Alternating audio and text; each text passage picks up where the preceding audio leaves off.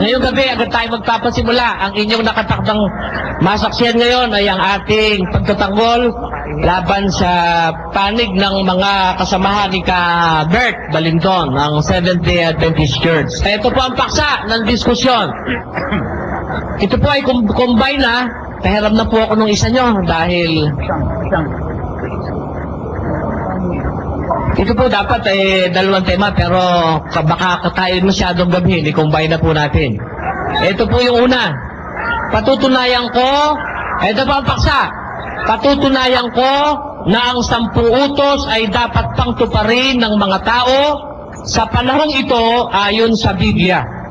Ang tagapagtanggol po ay titindigan sa panig ng mga Seventh-day Adventist ay ni Ka Bert Balinton at saka ni kapatid na Doming Filomeno.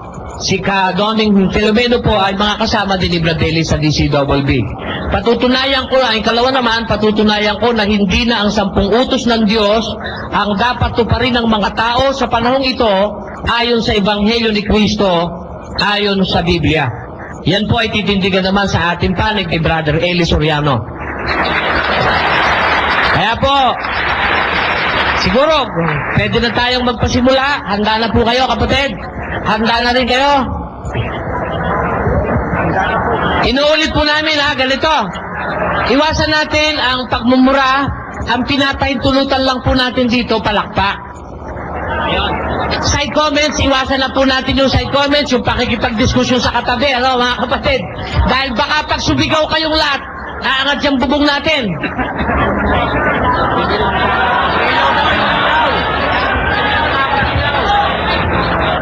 Patayin mo na yan.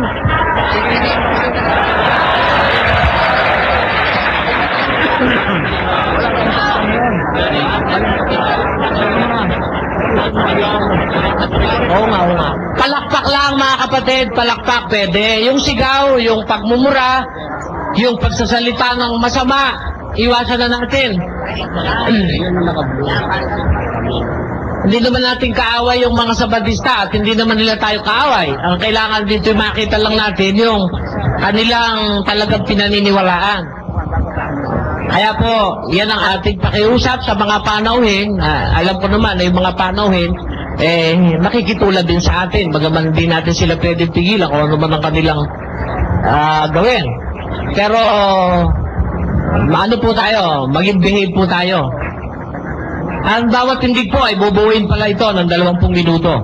So supposed to be 15 minutes lamang, kaya lang may 10 minutong cross, kaya lang pinakiusap ni Bert Balinton na wala ng cross dahil daw doon sa kanilang misyon, doon sa kanilang pamunuan na inirerespeto naman natin. Kaya sa to say na ang diskusyon pong ito ay walang cross o interpellation.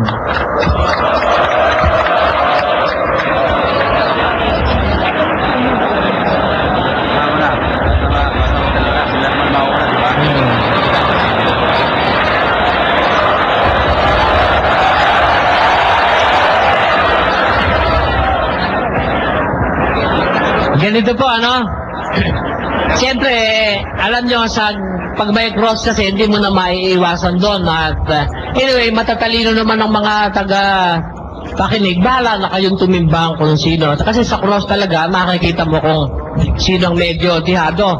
Kaya lang, parang isang usapang pangkaibigan at matagal namang nagsama tayo nila Ka-Bert sa DCWB. Pinakiusap niya, tinanggap naman po ni Bradley. Kaya, respeto natin yung request nila. Respeto natin yung approval ni Bradley. Payag na kayo.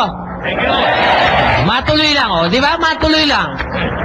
Kaya po ngayong gabi, muli, isang magandang gabi ang aming ipinaabot sa lahat ng ating panauhin at opisyal na po natin binubuksan ang paksang pag-uusapan sa gabi ito.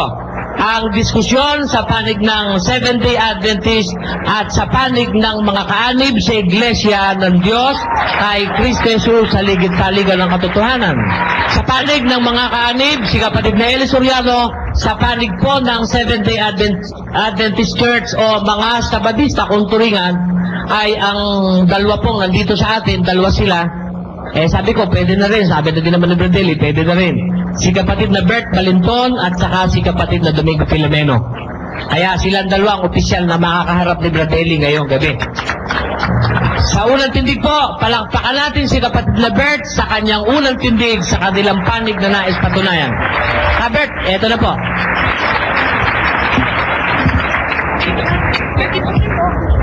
Para kita kayo ng tao.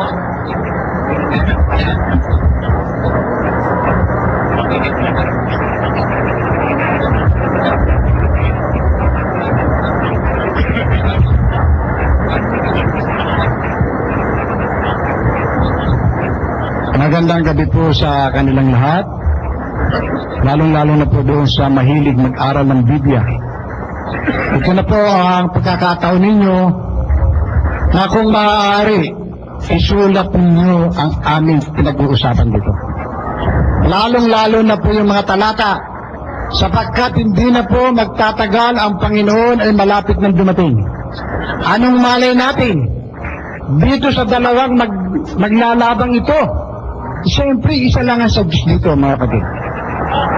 Kung ang reliyon, 2,000, 1,000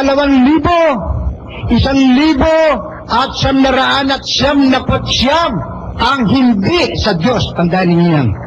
Isa lang ang tama. Kaya kung maaari, ang pag-uusapan namin dito, isulat nyo lahat ng mga talata at kung kayo nakatanggap ng aming babasahin o pulyeto, isa yun sa doktrina ng inyong pag-aralan at isulat ninyo kung wala kayong papel doon sa likod nyo, isulat nyo ang lahat ng aming pag-uusapan. Alam niyo si Brother Eli, matagal ho kami nagsama sa Genius Family, kaming tatlo nagkakasama at para ho kami magkapatid. Kaya kung hindi lang si Brother Eli ang kalaban, sigurado may tanungan, mga kapatid. Sigurado. Dahil si Brother Eli, para kami magkakapatid, kung tutuusin, ayaw kay Brother Manolo, kinausap ko, sabi ni Brother Manolo, kung maaari, wag niyo na ituloy. Pinakiusapan ako mabuti. Sabi ko, Brother Manolo, nandun na. Hindi na pwedeng awatin. Kaya tuloy na ito. Pero sabi ni Brother Manolo, kung pwede lang, huwag kayo magbibigay ng masakit na pananalita sapagkat kayo Genius Family, sabi ni Brother Manolo. Kaya ito, wala kayong mapapakinggan ng masakit na usapan dito. Basta ang aming hinihiling sa inyo, pag-aralan ninyo mabuting ang usapan dito at bahala ang Diyos sa malapit ng dumating. Yan lang masabi namin sa inyo. Ngayon, tuloy po tayo. Ang paksa po namin, pakikiabot lang yung paksa. Ang paksa po namin, patutunayan ko o patutunayan namin ka, Doming, na ang 10 utos ay dapat pang tuparin ng mga tao sa panahong ito ayon sa Biblia. Mga kapatid, tandaan po ninyo, patutunayan namin. Kaya paggabi ito, isulat nyo. Alam po ninyo, sa banal na kasulatan, mayroong 2 uri ng kautusan.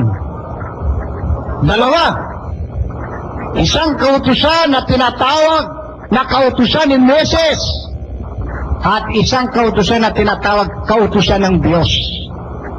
Bagamat yung kay Moses sa Diyos din galing, pero magkaiba ang palakad.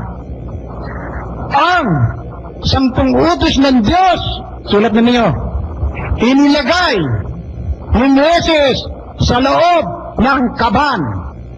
Deuteronomio 10:5. Sulat nyo. Nakaon ba ito? Hello. Bible. Ikaw pumasa.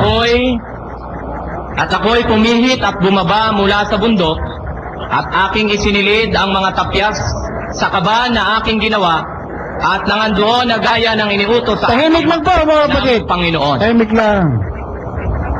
Tahimik lang. Sapagkat natin sa Diyos po ito. Hindi ito patalinuhan. Sa Diyos po ito. Pwede bang ulitin natin?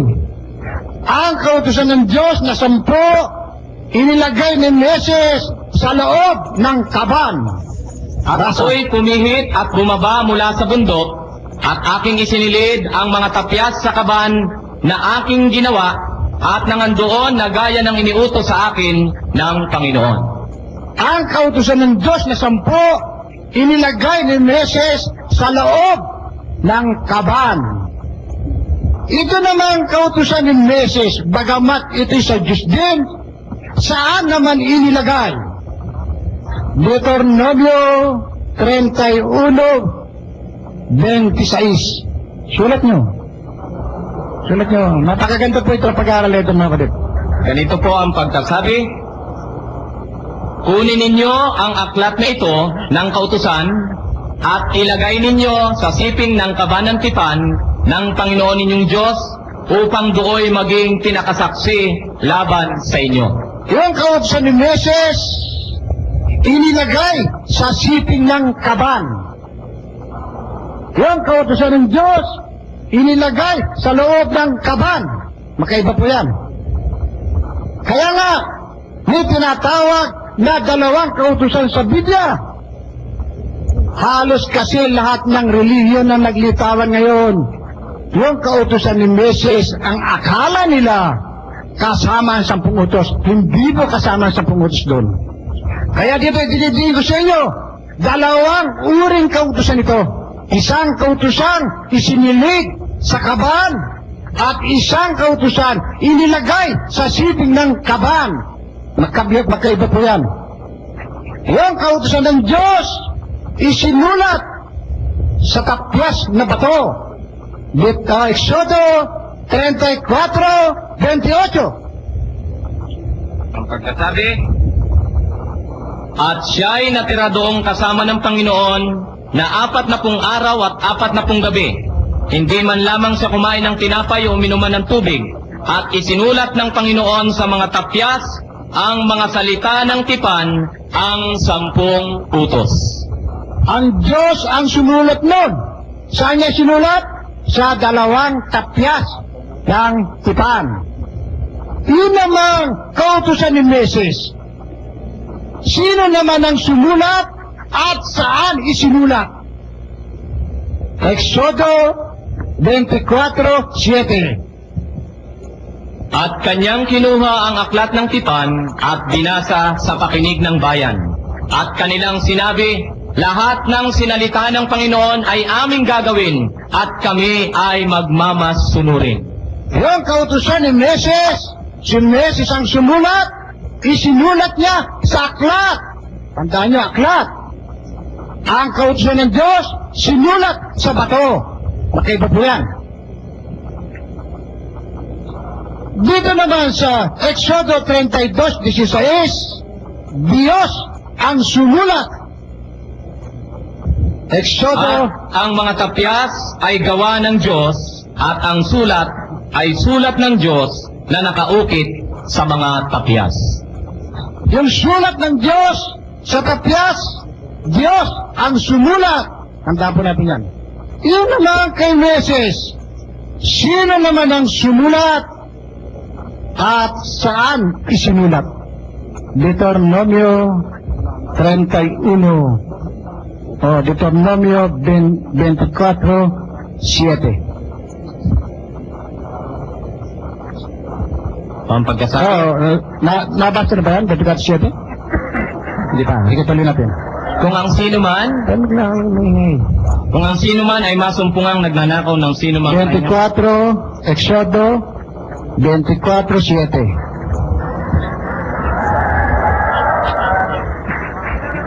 At kanyang kinuha ang aklat ng tipan at binasa sa pakinig ng bayan at sa kanila'y sinabi, lahat ng sinalita ng Panginoon ay aming gagawin at kami ay magmamasunurin. Saan ilagay? Sa aklat. Yun namang kautusan ng Diyos. Sino ang sumulat? Exodo 32:16. Sabi ko ay ganito, at ang mga tapyas ay gawa ng Diyos at ang sulat ay sulat ng Diyos na nakaukit sa mga tapyas. Diyos ang sumulat, isinulat sa tapyas, sa bato. Ito naman, kay Moises, saan isinulat at sino ang sumulat? Deuteronomio 31:24. Kami po'y ganito. At nangyari nang matapos ni Moses na masulat ang mga salita ng kautosang ito sa isang aklat hanggang sa matapos. Si Moses sumulat. Saan niya sinulat?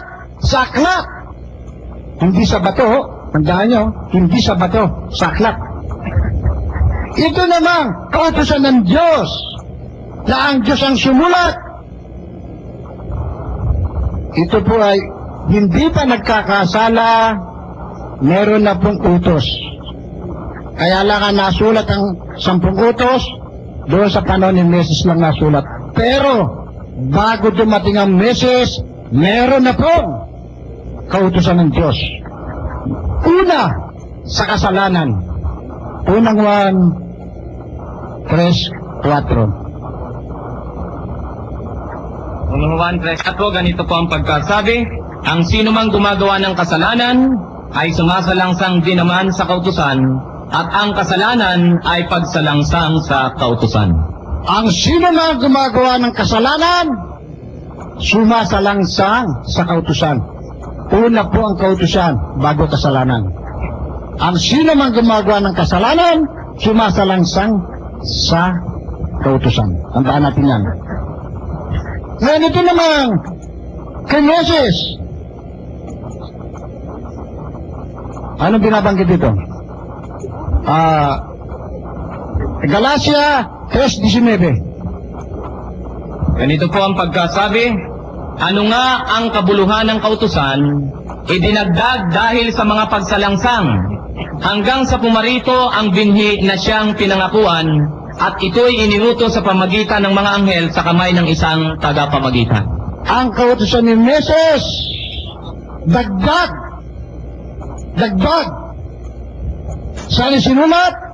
Galatia 3:19. Kaya magkaiba po yan. Ang sa Diyos, una sa kasalanan. Ang kay Moses, huli sa kasalanan. Dagdag. Tanda po natin yan, mga kapatid. Kaya ito sa Diyos, ano naman ito? Roma 2:13. Roma 2:13, ganito po ang pagkasabi, sapagkat hindi ang tagapakinig ng kautusan ang siyang mga ganap sa harapan ng Diyos, kundi ang nangagsisitalima sa kautusan ay aariing ganap. Sa kautusan ng Diyos, kung iyong tinatalima, aariing kang ganap. Roma 2:13. Tandaan nyo, ang kautusan ng Diyos, kung iyong susundin, aariing kang ganap. Ito naman kay Moses, aariing ka bang ganap dito kung ito ang iyong susundin? Galatia 3:11. Maliwanag nga na sino man ay hindi inaaring ganap sa kautusan sa harapan ng Diyos, sapagkat ang ganap ay mabubuhay sa pananampalataya. Yung kautusan ni Moses, hindi ka aariing ganap doon, mga kapatid. Hindi kayo aariing ganap sa kautusan ni Moses. Kaya kung may nagsasabi dito, babasahin ang Galatia 3:11, kautusan po ni Moses yun, hindi kayo aariing ganap doon. Pero sa kautusan ng Diyos, aariing kayong ganap. Ngayon, itong kautusan ng Diyos, meron bang kaligtasan dito? Kung ito'y iyong susundin, may kaligtasan ba? Basahin natin sa Mateo 19:17. Ito, Mateo 19:17. At sinabi niya sa kanya, bakit mo itinatanong sa akin ang tungkol sa mabuti? May isa na siyang mabuti.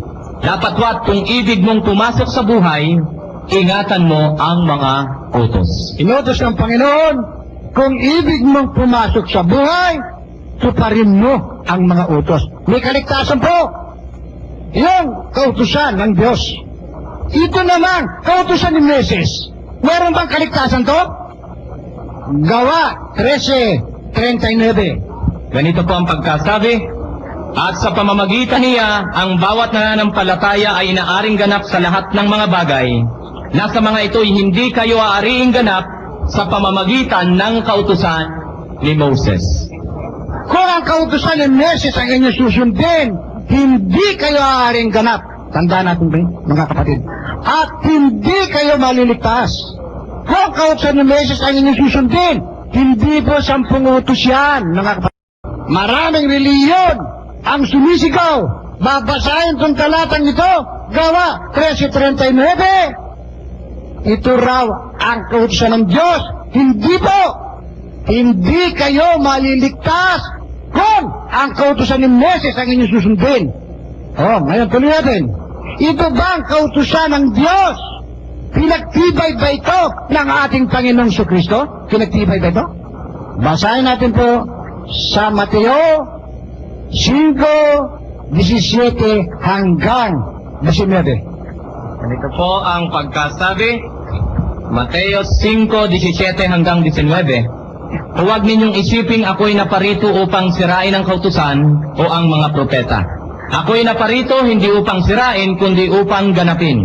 Sapagkat katotohanang sinasabi ko sa inyo, hanggang sa mga wala ang langit at ang lupa, ang isang tuldok o isang kultik sa anumang paraan ay hindi mawawala sa kautusan hanggang sa maganap ang lahat ng mga bagay.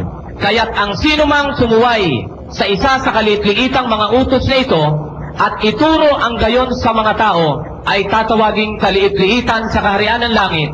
Dapatwat ang sinumang gumanap at ituro, ito'y tatawaging dakila sa kaharian ng langit. Inutos ng Panginoon po, kung ibig mong pumasok sa buhay, ingatan mo ang mga utos. At pinatupad niya, kaya't ang sinumang sumuway sa inyo sa isa sa kaliit-liitang mga utos na ito at ituro ang gayon sa mga tao ay tatawaging kaliit-liitan sa kaharian ng langit. Dadapat, ang sabi ng Panginoon, dadapat ang sinumang gumanap at ituro ito, tatawaging dakila sa kaharian ng langit. Kaya tinuturo namin ang kautusan ng Diyos, mga kapatid. Ang kautusan ni Moises naman, nananatili pa ba ito hanggang ngayon? Colosas 2:14. May kaligtasan ba ito? Sabi ko'y ganito, na pinawi ang usapang nasusulat sa mga palatuntunan laban sa atin, na hindi naayon sa atin, at ito'y kanyang inalis na ipinako sa krus. Yung palatuntunan at kahatulan na isinulat ni Moises sa aklat, na ibinagbag ni Moises hanggang sa pagpako sa Panginoon yun. Natapos na po yun. Wala na po yung kautusan ni Moises na yan. Kung sinasabi natin, ang kautusan ni Moises 10, wala kayong mababasa na ang kautusan ni Moises 10. O 10 yung kautusan ni Moises. Wala. Kaya nga, ang kautusan ni Moises, ipinako na yan sa krus. Wala na yan. Tapos na yan. Last 2 minutes. Okay. At sa susunod, ang ating pag-aaralan, ito pang tipan. Alam ninyo itong tipan? Marami po itong tipan. Ibig sabihin ito, marami po ito. Merong tipan sa bato, tipan sa aklat, tipan sa dugo o dugo ng tipan, palatuntunan tipan, tagtutuli tipan, bahaghari tipan, dugo tipan. Napakadami yan. Bibigay ko sa inyong talata mamaya dyan. Ngayon, hindi lahat ng tipan 10 utos. Kung merong sinabi ng tipan na pinawi, hindi po 10 utos yan. Tandaan po natin. Kaya mamaya, pagtindig ko muli, ipakikilala ko sa inyo, ano-ano ba ang tipan na nananatili at ano yung tipan na naalis. Yung bang tipan na nasa Hebreo 8:10 o nandun sa Hebreo 13? 8:13? 10 utos ba yun? Hindi po! Niluma ang unang tipan! Hindi po 10 utos yan, mga kapatid! Tandaan nyo, pag nagsabi na yan ay 10 utos, kulang pa ang pag-aaral niya sa Biblia natin. Kulang! Kulang pa. Ano ba? Ha? 1 minute pa po, 1 minute pa po. Yung tipan na binabanggit dito, mga kapatid, last 30 seconds. Merong tipan sa aklat. Exodo 24:7.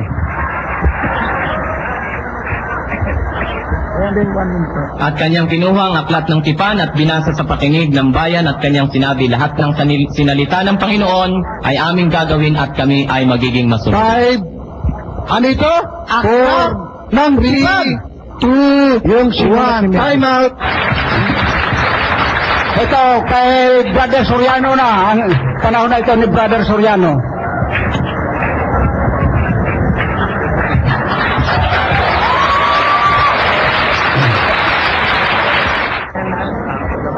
Natutuwa naman po kami at naririto kayong lahat. Itutuloy po natin itong ating pag-uusap sa kahilingan ng mga kaibigan nating Seventh-day Adventist ay wala po tayong cross-examination. Kaya sa ganitong klase ng debate, dapat po matalino kayong sumunod sa sinasabi. Walang cross, kaya hindi maaaring barahin kung may nagsasalita ng hindi totoo. Maging sa panig ko o maging sa panig ng ating kausap. Pero, bibigyan ko po kayo ng mga hint para masipan ninyo sa inyong kaisipan kung paano nyo i-discern o malalaman kung inililigaw o hindi ang tindig ng isang nagbabasa. Mag-uumpisa na po ako. Ang ating tema, patutunayan nila ang 10 utos ng Diyos ang tutuparin sa panahong ito. Tandaan niyo po yung tema, 10 utos. Ibig sabihin, kung Biblia pag-uusapan, wala silang dapat tuparing utos na iba. 10 lang.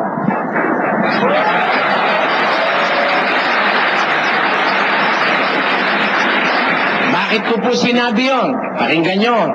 Sa Deuteronomio 12:32, ang sabi ng Diyos ganito, kung anong bagay ang iniuutos ko sa iyo ay siya mong isasagawa, huwag mong dadagdagan ni babawasan.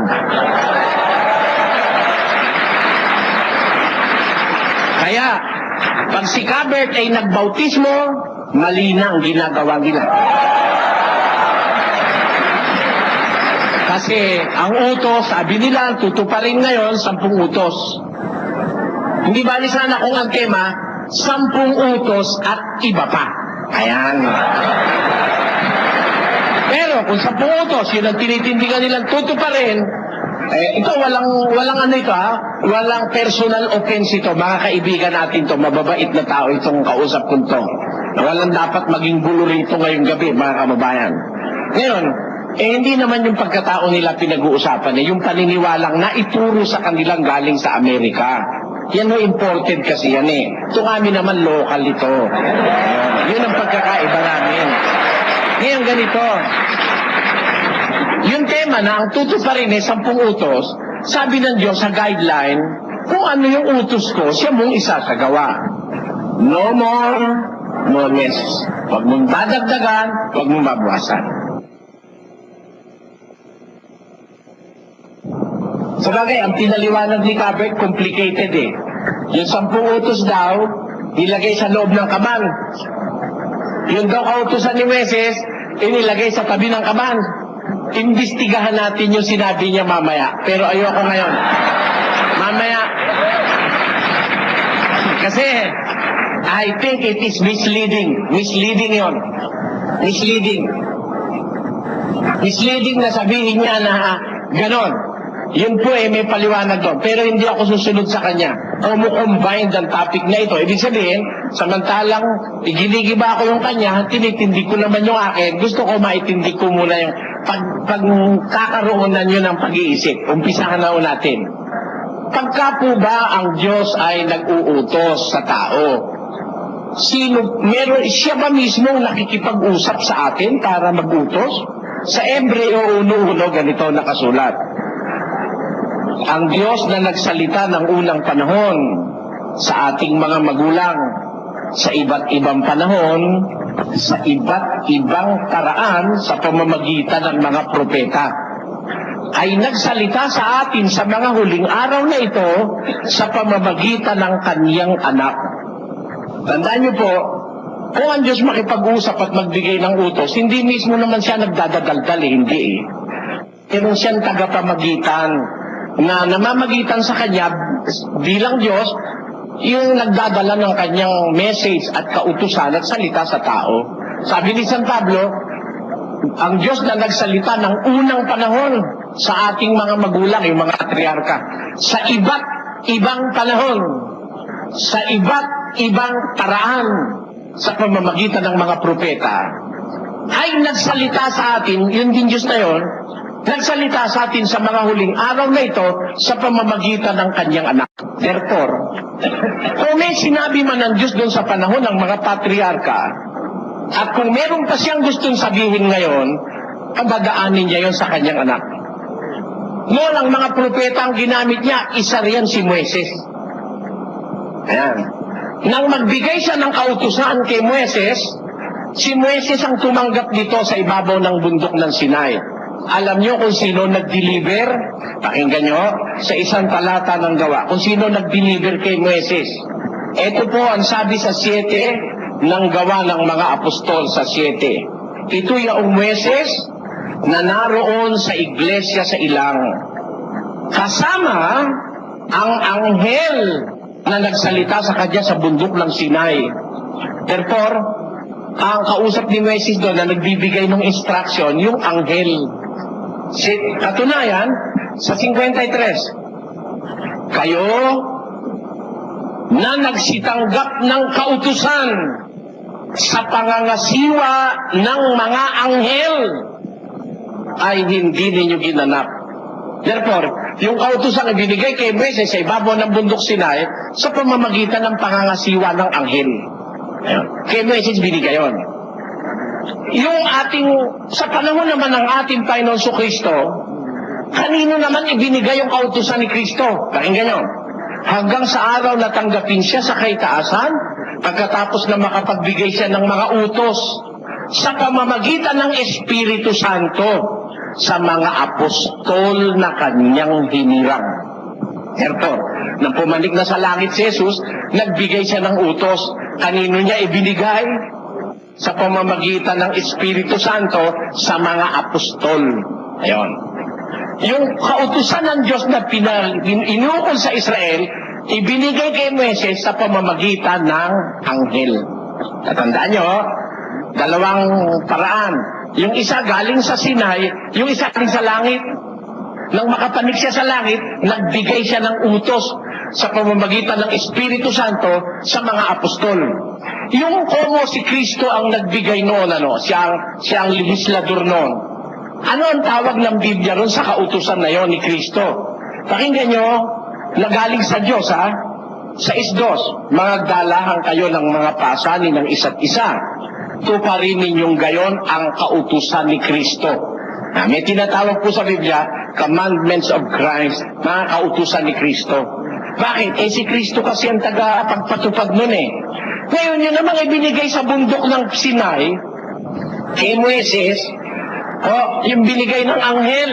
Anong tawag naman doon? Pakinggan nyo, dito kay Malakias, alalahanin ninyo ang kautusan ni Moises na aking lingkod, na aking iniutos sa kanya sa Horeb para sa buong Israel na may mga palatuntunan at mga kahatulan. Tanyo? Anong tinutukoy na kautusan ni Moises? Yung ibinigay sa Horeb. Yung Horeb ho, sa ibabaw ng bundok ang ibig sabihin, sapagkat yung salitang Hor sa Hebrew ay bundok. Doon sa ibabaw ng kabundukan, may ibinigay ang Diyos na kautusan kay Moises. Yon ay tinatawag na kautusan ni Moises. Hindi kagaya na sinasabi ni Cabet, yung kautusan ni Moises daw, si Moises ang sumulat. Hindi naman pinag-uusapan kung si Moises ang sumulat eh. Yung mga kautusan ni Kristo, sino sumulat? Mga apostol, Espiritu Santo. Maraming pwedeng magsulat. Pero hindi yung pagsusulat ang pinag-uusapan. Ang pag-uusap kung ano yung isinulat. Kaya sino pa nagsulat? Basta ang pinag-uusapan, alin yung isinulat, alin ang isinulat. Ang sabi sa Biblia na ating binasa, alalahanin ng wika ninyo ang kautusan ni Moises na aking lingkod. na aking ibinigay sa kanya sa Horeb. O hindi pala ito basta isinulat lang ni Moises, galing sa Diyos ito. Sa ibabaw ng bundok, tawag doon kautusan ni Moises. Ngayon, pinatutulog ni Cabert, yung kautusan ni Moises, iba yun doon sa 10 utos kasi yung 10 utos, Diyos ang nagsulat. Doon ang punto nun niya. Diyos ang nagsulat sa 2 tapis na bato. Kung mabasa ko sa'yo, na pati yung 10 utos, si Moises din ang nagsulat.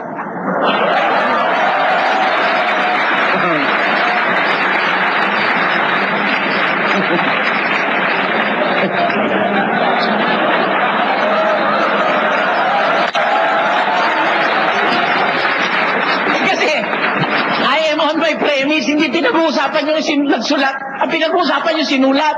Kahit ba si Moises ang magsulat, 10 utos pa rin yun Kahit ang Diyos ang magsulat, 10 utos pa rin yun. Pero wala nang logic. Ang logic ano yung sinulat na tinatawag na kautusan ni Moises at kautusan ng Diyos. Alam niyo, yung kautusan ni Kristo, kautusan din ng Diyos yun Kaya lang tinawag na kautusan ni Kristo kasi si Kristo na mahala.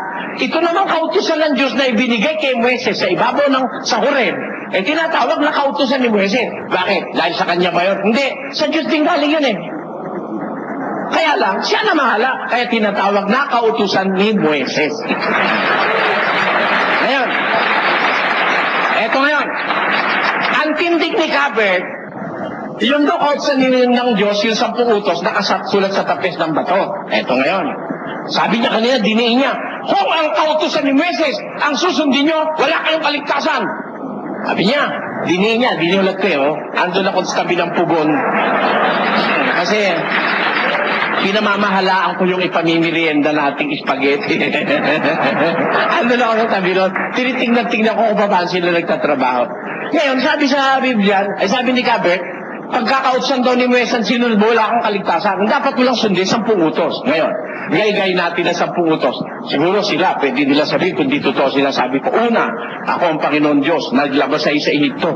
Huwag kang magkakadyos na iba sa harap ko. Number 2, huwag kang gagawa ng larawang inanyuan. Number 3, huwag mong babanggitin ang pangalan ng Panginoon mo Diyos sa walang kabuluhan. Number 4, ipangilin mo araw ng Sabat. Number 5, igalang mo yung ama't ina. Number 6, huwag kang papatay. Number 7, huwag kang mangangalunya. Number 8, huwag kang magnanakaw. Number 9, huwag kang sasaksi sa di katotohanan. Number 10, huwag mong iimbutin ng mga bagay ng iyong kapwa. Di ka na 10 utos? Meron ba rin bawal kumain ng baboy?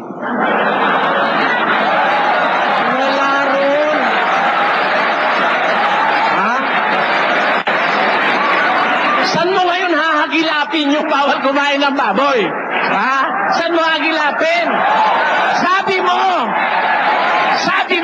10 ang utos na dapat tuparin. Kung 10, huwag mo lang ibawal ang baboy, Cabert. 10 lang. Diba? Tapos, utos ng Sabadista, kailangan daw ay yung mag-ikapo. Saan yun? Nasa 2 tapyas ba yun na nakalagay sa loob ng kabanatipan? Wala rin yun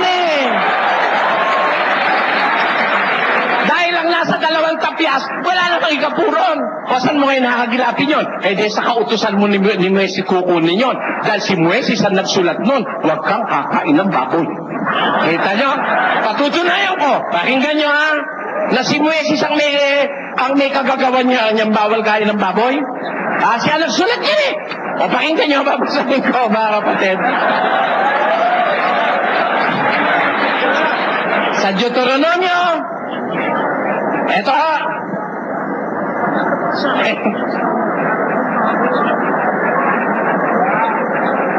31. Tandaan niyo ang talata. 31:9. At isinulat ni Moises ang kautosang ito at ibinigay sa mga saserdote na mga anak ni Levi na silang nagdadala ng kabanantipan ng Panginoon at sa lahat ng matatanda sa Israel. Isinulat ni Moises ang kautosang ito. Yung buong aklat ng Deuteronomio ang tinutukoy. Isinulat ni Moises ang kautosang ito ibinigay sa mga saserdotes na mga anak ni Levi na siyang nagdadala ng kabanantipan ng Panginoon. Saan inilagay? Binasa niya na, di ko na babasahin. Nilagay doon sa labas. Yung isinulat ni Moises na buong aklat ng Deuteronomio, kautusang ito, sabi, aling kautosang ito ang sinulat ni Moises na inilagay doon sabi niya nilagay sa labas ng kabanantipan. Yung kautosang ito, yung buong Deuteronomio, nakalagay ba rito yung huwag kakain ng baboy? Basa, pakinggan nyo, ha? Ang baboy. Ha? Sapagkat baak ang paa, ngunit hindi gumunguya, karumal-dumal sa inyo. Kita mo? Di, kasama pala yung doon sa aklat na sinulat ni Moises, yung huwag kakain ng baboy? Oh. Ngayon, kung kasama yung doon sa aklat ni Moises, huwag kakain ng baboy, hindi naman kasama yung sa 2 tapis na bato eh. Inilagay doon sa labas ng tipan. Eh, ba't sinusunod nyo? Hindi, wala kayong kaligtasan pag sinunod nyo. Kung may sabi, pag ang kautusan ni Moises ang sinunod nyo, wala kayong kaligtasan. Diba? Siya may sabi nun. Ilang minuto pa po ako? Ha? 5 minutes. So, sige. O, tutuloy ko. Eto, binibigyan ko lang kayo ng patikim doon sa party na yon. Alam ko, pag-uusapan namin mamaya yan yung nasa labas at nasa loob ng kabanantipan O, pag-uusapan yan mamaya. Ngayon, kung wala naman itong interpellation o yung wala namang cross, bahala na kayo tumalinong mag-isip, mga kapatid, Tilinuhan nyo na lang po. Ngayon, ganito. Sa Biblia may 2 klase ng kautusan. Isa yung kautusan ni Moises, nababasa. Yung isa, kautusan ni Kristo. Ito pinakikita sa atin ni San Pablo sa talatang ito ng unang Korinto. Sa mga Hudyo, ako'y nag-aring tulad sa Hudyo upang mahikayat ko ang mga Hudyo. Sa mga nasa ilalim ng kautusan, ay gaya ako ng nasa ilalim ng kautusan. Bagaman wala ako sa ilalim ng kautusan upang mahikayat ko ang nasa ilalim ng kautusan. Meron sinasabi si Pablo rito na siya, bagaman siya wala sa ilalim ng kautusan, nag-ari siyang warig nasa ilalim ng kautusan para mahikayat niya yung mga nasa ilalim ng kautusan. Bagaman wala ako sa ilalim ng kautusan. Ano kaya ang kautusan nito? Tuloy natin ang basa. Sa mga walang kautusan, ay tulad ako sa walang kautusan. Bagaman hindi ako walang kautusan sa Diyos, kundi nasa ilalim ako ng kautusan ni Kristo upang mahikayat ko ang mga walang kautusan. Meron sinasabi si Pablo kanina, wala naman siya sa ilalim ng kautusan. Wala siya sa ilalim ng kautusan. Pero para niya mahikayat yung wala sa ilalim ng kautusan, nasa ilalim ng kautusan, nag-aanyo siyang nasa ilalim ng kautusan. Bagaman wala siya doon sa ilalim ng kautusan na yun.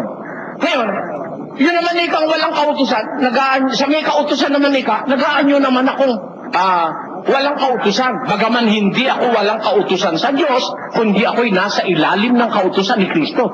Therefore, kung pag-uusapan kautusan, ang talagang pinagpasakupan ng mga apostol, yung kautusan ni Kristo. Ano po ba ang kautusan ng ating Panginoon Kristo? Yun po ang bagong tipan. Yun ang pinangasiwa ng mga apostol. Pakinggan nyo, sa 2 Korinto 3, na sa amin na may nagpapaging sapat na mga ministro ng bagong tipan. Hindi ng titik, kundi ng Espiritu. Sapagkat ang titik ay pumapatay, gadapot ang Espiritu ay nagbibigay buhay. Ngunit ko ang pangangasiwa ng kamatayan na nasusulat at nauukit sa mga bato ay nangyaring may kaluwalhatian. Ano pat ang mga anak ni Israel hindi makatitig sa mukha ni Moises dahil sa kalatian ng kanyang mukha na ang kaluwalhatian to'y lumilipas? Papaanong hindi lalong magkakaroon ng kaluwalhatian ang pangangasiwa sa Espiritu? Magkabukod pala yung nakasulat sa bato. Yun ay pangangasiwa ng kamatayan yun. Lahat ng sumuway doon, babatuhin hanggang mamatay. Kung yung pangangasiwa na yon ng kamatay nagkaroon ng kaluwalhatian, hindi bagay ka, lalong may kaluwalhatian ang pangangasiwa sa Espiritu. Alin yung sa Espiritu? Yung bagong tipan, hindi yung nakasulat sa bato. Sa makatwid, ang bagong tipan, hindi yung nakasulat sa bato. Alin ang lumang tipan? Hindi yung nakasulat sa bato. Mahirap bang intindihin yun? 9, 8. Kaya? O sige, time. Salamat po.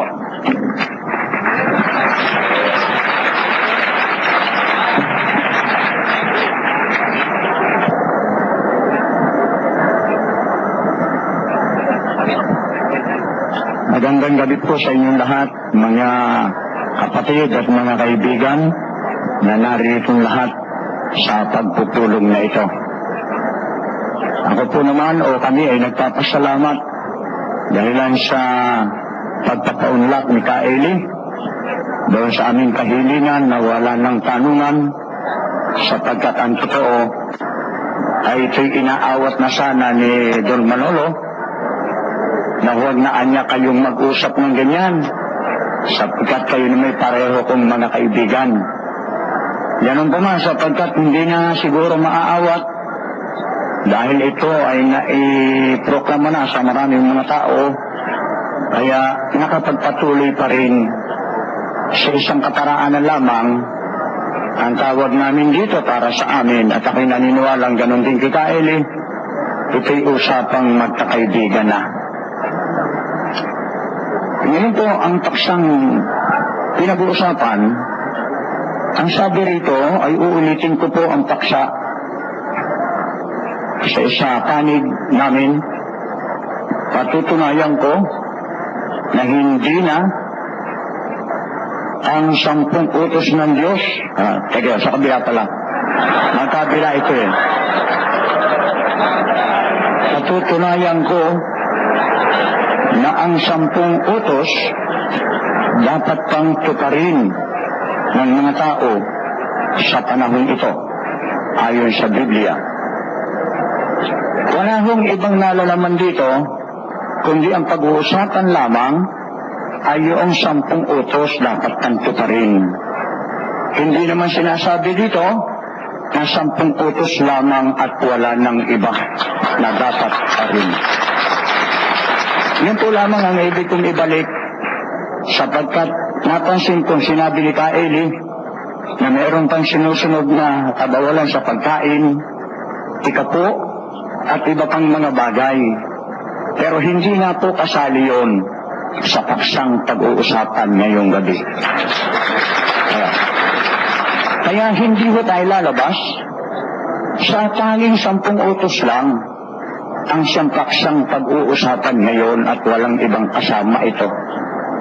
Alam namin na hindi lamang ho 10 utos, sapagkat nariyan ang pangangaral, nariyan din ang bautismo, nariyan din ang kaayusang Kristiyano, o nariyan lahat, halos mababasa natin ang higit pa sa 10 utos ang masusunod pa ng tao na hinihingi ng banal na kasulatan.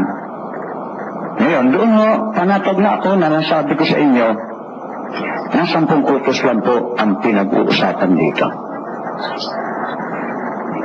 Patutunayan na ang 10 utos dapat tanto pa rin ng mga tao sa panahon ito ay sa Biblia. Sapagkat nabasa natin at salamat din kay Kaeli, inisa-isa niya yung 10 utos. At ang magkakaroon na ibang Diyos sa harap ko, at ito'y laging totoo hanggang ngayon. At ang gagawa ng larawang inanyuan, at kapag tayo nagtuturo sa mga taong mayroong pang Diyos-Diyosan, sinasabi natin ito. Ayon anya dito sa Exodo, Kapitulo 20, 3, patuloy, bawal ho ang larawan. At siguro ako'y naniniwala naman na sino mang nagtuturo sa ibang mga tao na meron pang Diyos-Diyosan ay gagamitin din ang talatang ito, bagamat meron pang ibang talata na kababasahan natin nang bawal ang mga Diyos-Diyosan, mga larawan. Kaya kapag ito'y ating itinuturo kahit kaninong tao na meron pang Diyosan, ay gagamitin natin itong talatang ito ng Exodo o ng Deuteronomio o ng Bagong Tipan. At ganoon din naman sa pangatlong utos, binabalaan din natin ang mga tao. Huwag mong babanggitin ang pangalan ng Diyos sa walang kabuluhan, sapagkat hindi aariin ang Panginoon na walang sala ang bumanggit sa kanyang pangalan na walang kabuluhan. Kapag binabanggit natin ito, Itong utos na ito ay nag-uugat ito, bumabalik tayo sa Exodo sapagkat doon natala yung 10 utos na yon. Patuloy hanggang sa pang-4 na utos tungkol sa Sabat. Para maalaman natin yung pang-4 na utos, kapagkat ang pinag-uusap ay 10, hindi maaaring iwanan yung pang-4 sapagkat lalabas na hindi na 10 ang ating pag-uusapan ngayon. Kapag itong pang-4 ay aalisin natin sa hanay ng kalipunan ng 10 utos. Sa mga tuwid, kailangan talagang dalhin buo sapagkat ito nga ang paksa. Kapag binawasan namin ito, baka kayo naman ay magsabi sa amin, bakit po si Siyam? Kailangan 10. Pag ito ginawa namin 11, baka kayo rin ang pumuna. Sabihin ninyo, 10 lang ang inyong pinag-uusapan. Pagdating sa 5 utos, binabanggit din natin ito. Igalang mo ang iyong amat ang iyong ina. At itong mga utos na ito, hanggang ngayon, kahit hindi niyo mabasa ang banal na kasulatan, kung saan niyo ibabata yan, ako'y naniniwala, lahat kayo, na naging magulang, o magiging magulang pa, iniingatan ninyo itong 5 utos na ito, tungkol sa paggalang sa ating mga magulang. Paanong mabubura ngayon yan? Paanong magkakaroon ng isang panahong darating na hindi na kailangan ng 10 utos sa panahong ito natin ngayon, ayon sa Biblia? Pang-anim na utos yung pag magnanakaw. Eh hindi ba't ang ating pamahalaan, ang ating baranggayan ay merong mga ganyang utos? O, huwag kang mga ngalong niya. Saan ba natin hahanguin ang lahat ng ito? Huwag kang magnanakaw. Huwag kang sasaksi sa di katotohanan. Huwag kang mag-iimbo. Eh, alin kaya sa mga utos na ito hindi na kailangan ngayon? Meron bang utos doon na hindi na kailangan ngayon? Eh, kapag ka ito'y nawala, eh, talo pa tayo ng pamahalaan ng mga tao sapagkat bawal sa kanilang mga lunya, bawal sa kanilang pumatay at magnakaw, bawal sa kanilang magsinungaling. Abay, di kung lalabas na ito, hindi na dapat ko pa rin. Magiging banal pa siguro ang ating pamayanan. Kaya, sa ating pag-uusap sa 10 utos, naliwan na dito. At pagdating naman natin sa Bagong Tipan, iniutos din ito ang galing doon sa Matandang Tipan. Pagdating sa Bagong Tipan, ay iniutos din ito. At ito'y hinahano mula roon. Kaya, ang sabi natin hanggang sa panahon natin ng Bagong Tipan, ay nananatili ang utos na ito. Ang unang utos binanggit ng ating Panginoong Hesukristo sa Kapitulo 4 ng Mateo, nang siya tinutukso noon ng Diablo, sinabi ng ating Panginoong Hesukristo, at ito po'y bagong tipan na. Nang magagay sinabi sa kanya ng Jesus, tumayo ka Satanas, sapagkat nasusulat sa Panginoon mong Diyos. Nasusulat sa Panginoon mong Diyos, sasamba ka, siya lamang ang iyong paglilingkuran. Kahit na ang ating Panginoong Hesukristo, kumuha doon sa Matandang Tipan, para ituro doon sa kanyang kausap, nasusulatan niya. Sa makatuwid, kahit si Kristo, humahano ng mga kautosang ito nang siya'y narito sa lupa. At pagkatapos yung Diyos-Diyosan na binabanggit natin sa pangalawang utos, binubuhayan sa Bagong Tipan. Sa Kapitulo 5, talatang 21 ng unang Juan, ganito po ang pagkakasabi sa atin. Mga anak ko, mag-ingat kayo sa mga Diyos-Diyosan. Di narito pala lahat. Sa Bagong Tipan, nililiwanag na muli yung mga pag-uutos na binabanggit sa Matandang Tipan.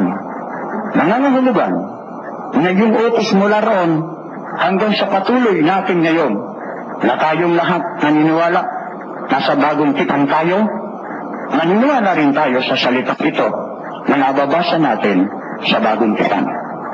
Pangatlong utos, mula rin sa Exodo, sa pagbanggit ng pangalan sa kawalang kabuluhan, upang huwag malapastangan ang pangalan ng Diyos sa walang kabuluhan. Binabanggit din yan sa Bagong Tipan, sa unang Timoteo, Kapitulo 6, talatang 1, na itutungkol sa paglapastangan sa pangalan ng Diyos. Ang lahat ng mga alipin na nasa ilalim ng pamatok ay ariin ang kanilang mga Panginoon na karapat-dapat sa buong kapurihan upang ang pangalan ng Diyos at ang aral ay huwag malapastangan. Pang-apat na utos. Mula sa Kapitulo 2, talatang 27 ng Marcos, ginawa ang Sabat ng dahil sa tao. Saan natin mabasa yon? Sa Kapitulo 2, talatang 27 ng Marcos. Ginawa ang Sabat ng dahil sa tao at hindi ang tao ng dahil sa Sabat. Saan hinango ito? Mula sa Genesis 2, mula sa talatang 1 hanggang talatang 3, at nangayain ng Diyos ang kanyang gawa sa loob ng 6 na araw. Sa ikapito'y nagpahinga. Pinagpala ng Diyos ang araw ng Sabat at pinakabanal. At ito'y pinahalagan din ng ating Panginoon sa Kristo nang siya'y naririto sa lupa, nang kanyang sabihin sa kanyang mga alagad na merong napipintong pagkakasambayan ng Diyos noon. Binanggit mo sa kanyang mga alagad sa Mateo 24, talatang 20. At magsipanalangin kayo na huwag mangyari ang pagtakas ninyo sa panahon ng taginaw o sa tapat man. Makatuwid, kahit sa panahon ng ating Panginoon, yung pagtakas na magaganap na yon sa Jerusalem, magaganap yon sa 40 taon pa mula sa kanyang kalagayan, sapagkat nangyari ito noong ikapito hadi ng salakayin ng mga Romano ang Jerusalem.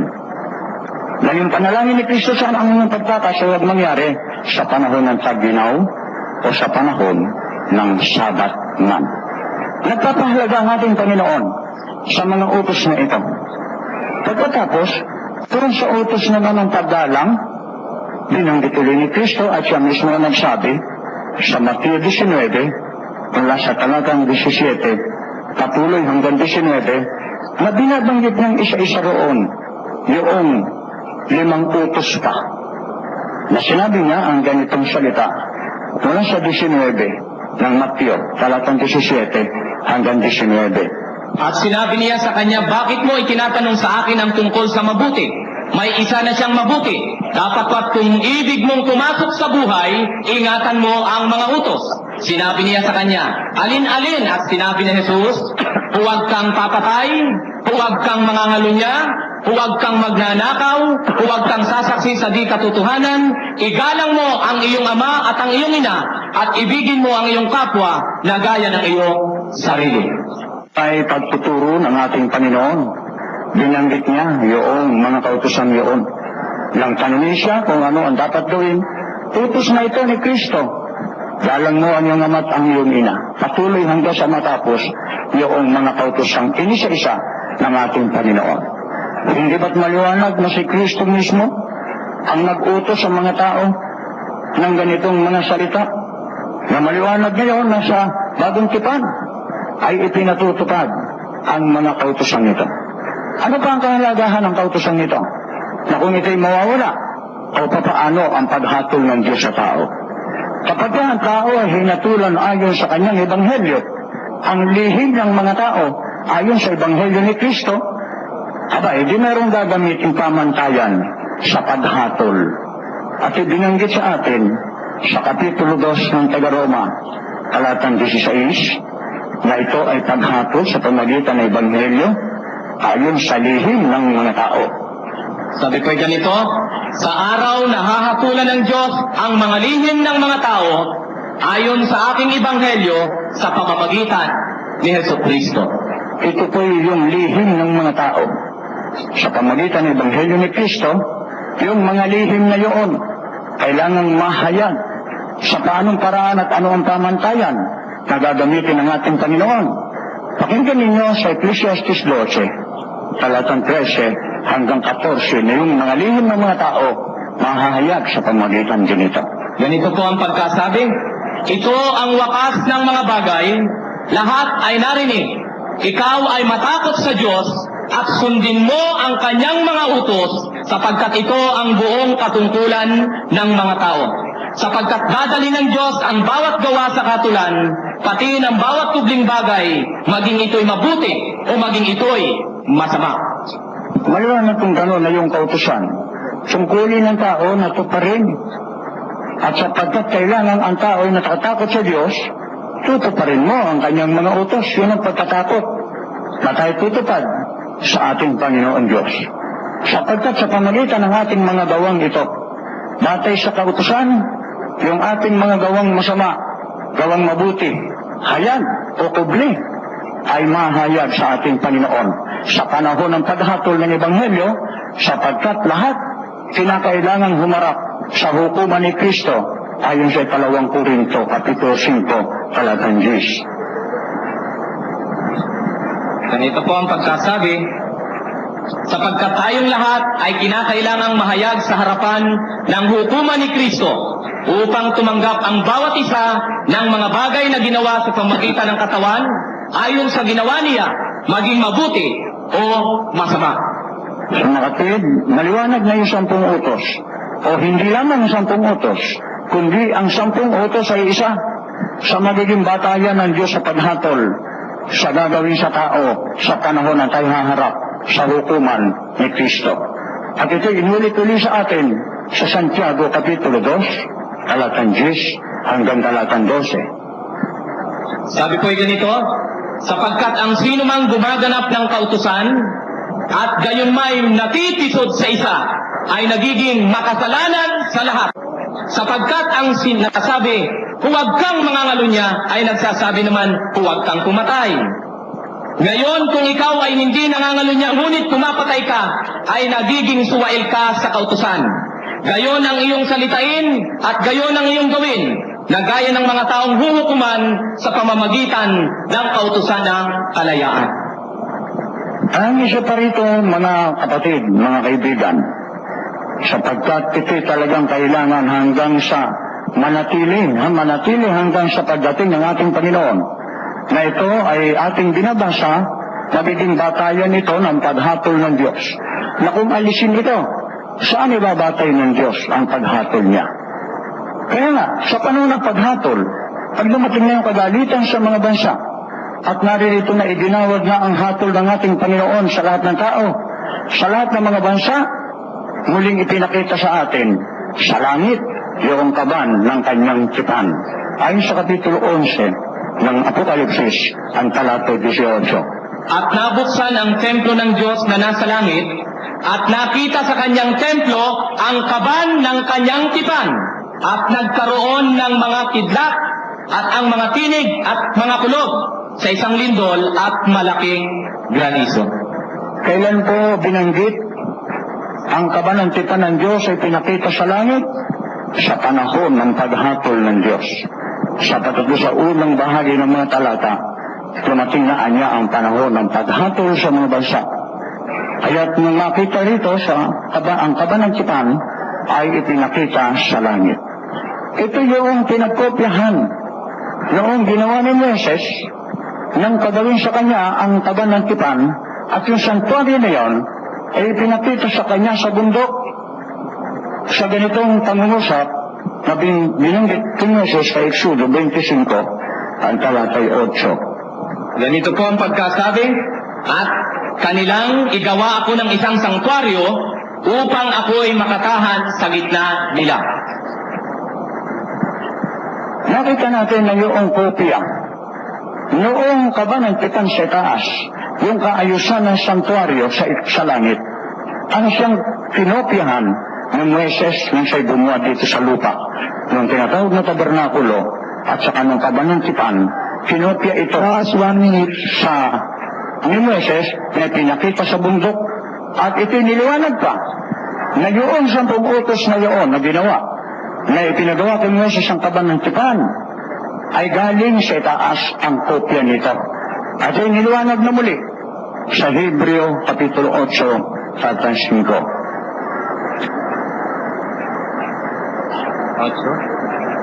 Ganito po ang pagkasabi, na nangaglilingkod sa anyo at anino ng mga bagay sa kalangitan, gaya naman ni Moses na pinagsabihan ng Diyos nang malapit nang gawin niya ang tabernakulo, sapagkat sinabi niya, ingatan mo na iyong gawin ang lahat ng mga bagay ayon sa aking ipinakita sa iyo sa bundok. Last 10 seconds. Maliwanag kung gano'n na nakita natin ang 10 utos kopya galing sa itaas. At ang merong kautusan ng Diyos, meron din kautusan ng Moises, o meron din kautusan ni Kristo.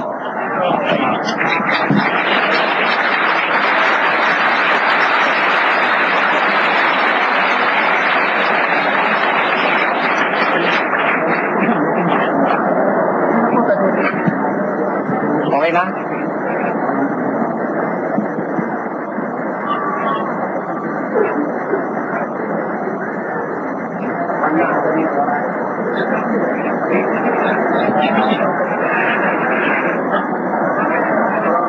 Palagay ko kailangan nating i-elaborate ang kautusan para maintindihan natin yung aming stand.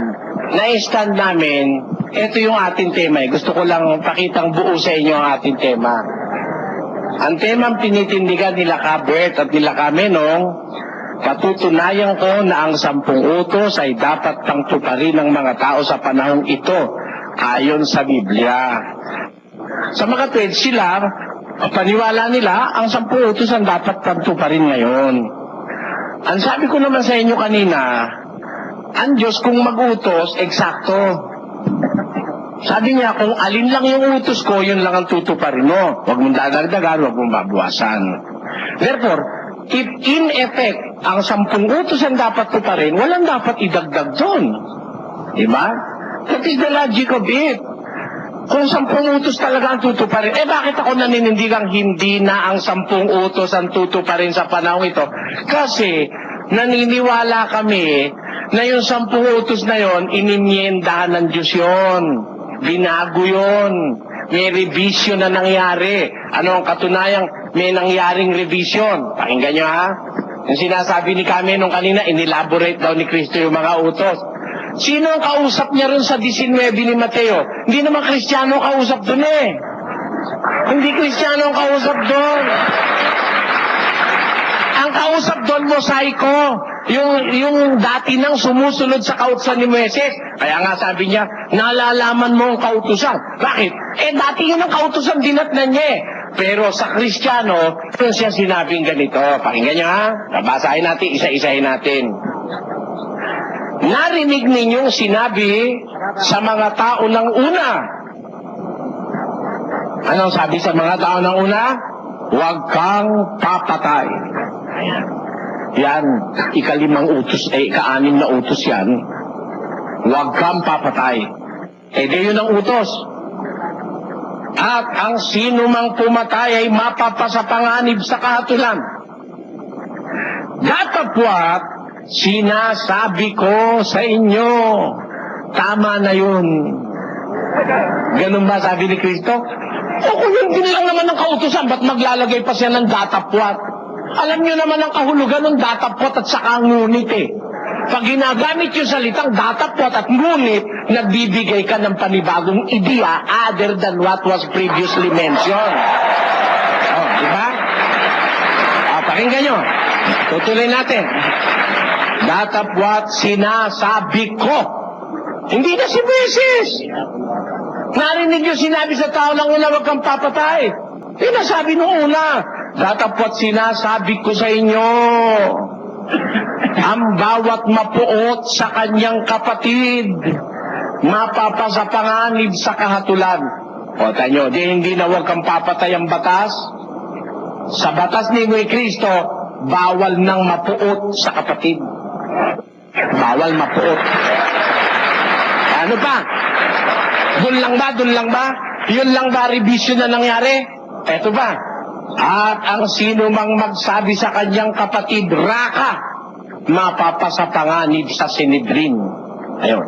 Bawal din magsabi ka sa kapatid na yung kapatid ay mangmang na i-underestimate mo. Bawal yun. Nakakailan na utos. 2 na. Bawal mapuot. Bawal i-underestimate ang kapatid na sa 10 utos, huwag ka lang papatay eh. Ay baka mamaya sabihin naman ni Kamenong, andito rin niya sa lumang tipan. Baka hindi niya sa 2 tapyas na bato babasahin, mali. Di ba? Kailangan sa dalawang tapyas niya na ba ito basahin? Pag binasa niya doon sa nasa labas nung kaba ng tipa, sabi ni Bert, hindi ka maliligtas doon. Dahil yun, mga kautusan lang ni Moises yun. Ewan ko lang kung magkakasundo silang dalawa mamaya. Di ba? Ganun yun eh. Pakinggan nyo. Natapos sinasabi ko sa inyo, sino mang magsabi sa kanyang kapatid Raka o Mangmang ay mapapasapanganib sa Sanhedrin. At ang sino mang magsabi, ulol ka, mapapasapanganib sa impyerno ng apoy. Ba? Yung palang pagsabihan mong ulol ang kapatid mo o sira ang ulo. Ha?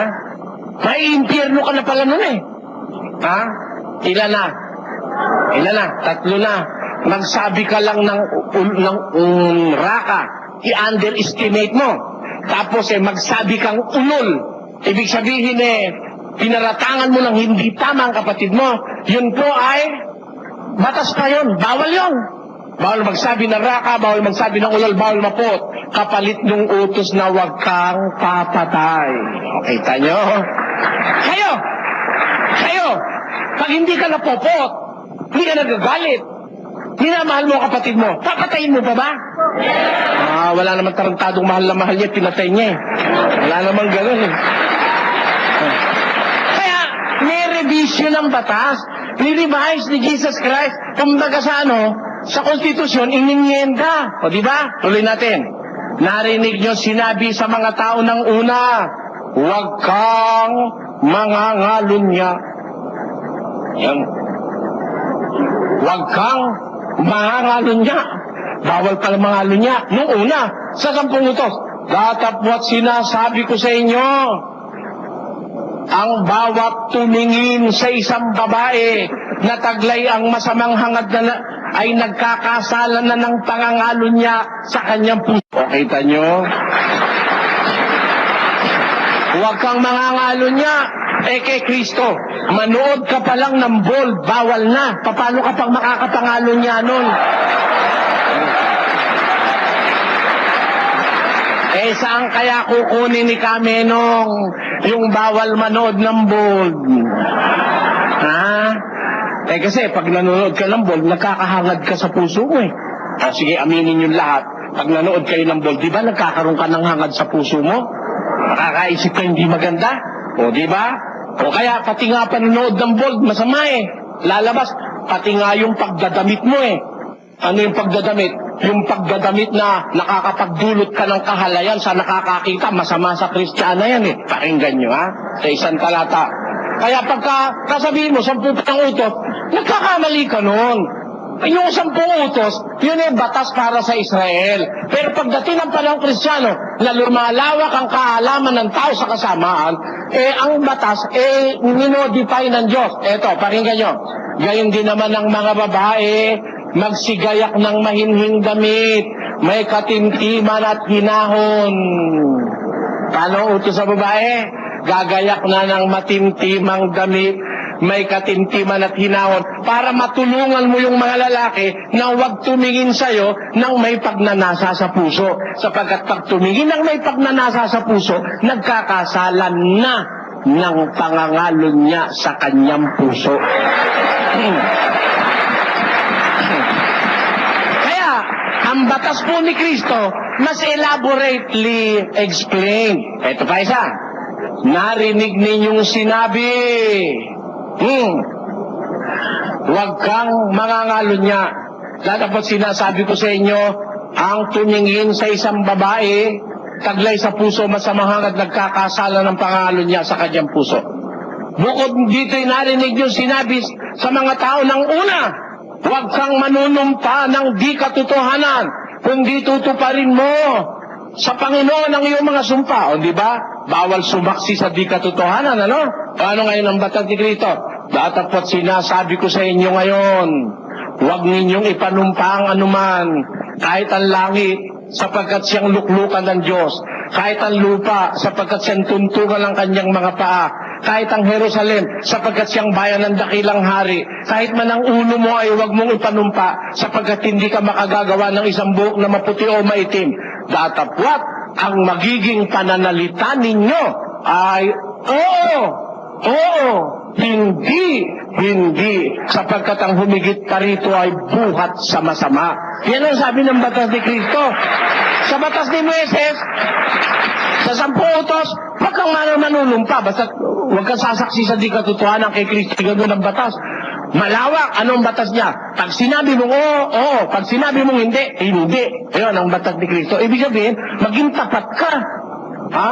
Kasama na rin yung hindi ka nagsinungaling. Kasama na rin yung hindi ka mandadaya sa pagsasalita mo. Kasama na rin yung wala kang pagpapaimbabaw. Kasi maaaring hindi ka nga nagsisinungaling pero nagpapaimbabaw ka naman. Na kunyari, mahal mo yung kapwa mo tao sa aksyon, sa salita. Pero meron ka naman palang puot sa puso. Kaya magkaiba yung batas ni Moises at ang batas ng ating Panginoon Kristo.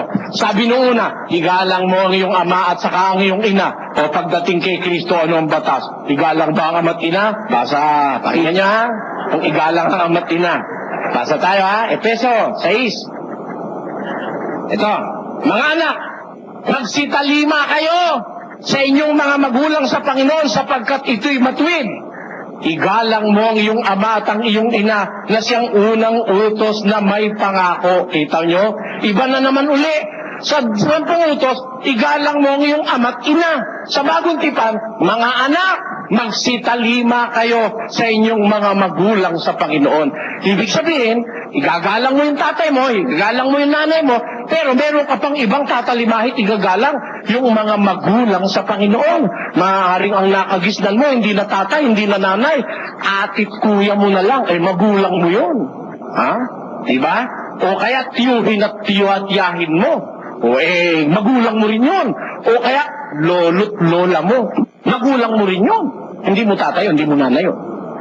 O alin lang mas kumpleto? 10 o yung batas ni Kristo? O pagka sinabi mo naman 10 pa matigas na lang ang ulo mo niyan. Ay eto pa, dagdagan pa natin. Ang sabi sa Biblia, igalang mo ang iyong ama't ina. O eto naman dito. Eto sabi, igalang ninyo ang lahat ng mga tao. Kita mo, igalang lahat ng tao. Kaya hindi lang yung anak ang may tungkuling gumalang, pati magulang may tungkuling gumalang sa anak. Bakit? May magulang, walang galang sa anak, maaaring ilusot. Maaaring ilusot. Utos ka ng Diyos ang utos, igalang ang ama at ina. Wala naman ikang utos na igalang ang anak Ha? Sa panahon ni Kristo, igalang ang lahat ng tao, kasama na anak mo. May human rights na sinasabi, may child rights. O di ba? Kung ginagalang mo yung anak mo, ama ka, huwag kang magbobomba sa harap ng anak mong dalaga. Igalang mo yung anak mong dalaga, tama o hindi? Dapat, igalang mo pati anak mo. Baka yung anak mo natutulog, huwag mo sisipain. Dahil ikaw, pag sinipa ka ng anak mo, magagalit ka pag natutulog ka, di ba? May magulang, walang galang sa anak di ba? Dito, hindi ang batas ng bagong tipan, ay igalang mo ang ina mo, hindi. Igalang ang lahat ng tao, igalang ang mga magulang sa Panginoon. Ito, nagpapakita lang isang batas na mas kumpleto kaysa dun sa 10. Di ba? Ngayon, sabi nila, diyan ba sabi sa 10 utos, manginig ka ng Sabat. Kay Kristo. Alin lang pa mangingiling? Pakinggan nyo ha. May Sabat din kay Kristo Pero hindi Sabado. Hindi Sabado. Ito, Sabat kay Kristo. Magsiparito kayo ngayon. Sabi niya, magsilapit kayo sa akin. Kayong nangapapagal at nabibigat ang lubhat kay aking papagpapahingahin. I will give you Sabbath or rest. Ano? Alin yun? Pasanin ninyo ang aking pamatok, mag-aral kayo sa akin, sapagkat ako'y maamo at mapagpakumbabang puso, masusumpungan ninyo ang kapahingahan ng inyong mga kaluluwa. Alin ang magpapahinga kay Kristo? Kaluluwa, hindi ito laman. Sa Israel, ang magpapahinga ito, katawan. Huwag magtatrabaho, huwag magsasalita. Huwag magpapaningas ng apoy. Yan ang batas sa Sabat. Kahit nahulog na yung ang tawag doon, yung gasera mo nahulog sa ilog. Huwag mong pupuntahan, gawarin yun Kaya mo lang maanod yung gasera mo sa tabi ng ilog. Di ba? Kasi papahinga ka eh. Huwag kang gagawa ng anumang gawa. O ewan ko lang sa Sabadista ngayon. Sa Sabadista nung araw, pati yung pagsisiping ng mag-asawa, bawal sa Sabat yun eh. Ano? Ewan ko lang sa kanila kung nagsisiping sila pag Sabat. O, hindi ko alam yun. Pero doon, lahat ng gawa, wala kang pwedeng gawin. O ngayon, kay Kristo ba? Anong sabi? Bibigyan ko kayo ng kapahingahan. Anong kapahingahan? Ng inyong mga kaluluwa. Mula Lunes hanggang Linggo, magpapahinga ang kaluluwa mo. Saan ka magpapahinga? Pakinggan nyo kung saan magpapahinga. Sa trabaho ba? Sa trabaho, pakinggan nyo kung saan. Magpapahinga ka eh. Saan ka magpapahinga?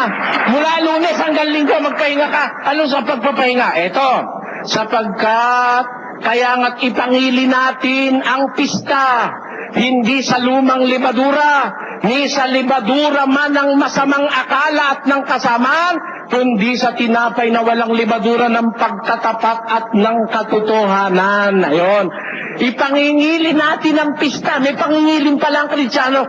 Pero, yung pangingilin sa katotohanan at sa pagtatapat at sa katwiran, hindi doon sa kasamaan. Kaya, ngayon, magpapahinga ka sa kasamaan. Mula Lunes hanggang Linggo, huwag ka magsusugal, huwag ka maglalasing, o napapagal ka na ba sa kabababae mo, tigilan mo na yan. Mula Lunes hanggang Linggo, bawal naman babae. O, di ba? Mula Lunes hanggang Linggo, bawal lang magdabog sa magulang. Mula Lunes hanggang Linggo, huwag ka nang gagawa ng anumang kasamaan. Yun ang pagpapahingang Kristiyano, pagpapahingang pangkaluluwa. Kaya, kung iisa-isahin mo yung mga batas ng 10 utos, wah, talagang may mga kapalit bawat isa. Ano naman ang sabi doon sa Diyos-Diyusan? Sabi ni Cameron, pagka hindi ba, pagka meron Diyos-Diyusan dyan, tinuturo nyo, ikalawang utos, huwag kang magkakaroon ng ibang Diyos sa harap ko. O eto naman ang Diyos-Diyusan. Sa panahong Kristiyano, ano naman ba yung Diyos-Diyusan? Eto, basa natin ha. Akala kasi nung iba, pagka Diyos-Diyusan, yung ribulto lang. Pero, eto,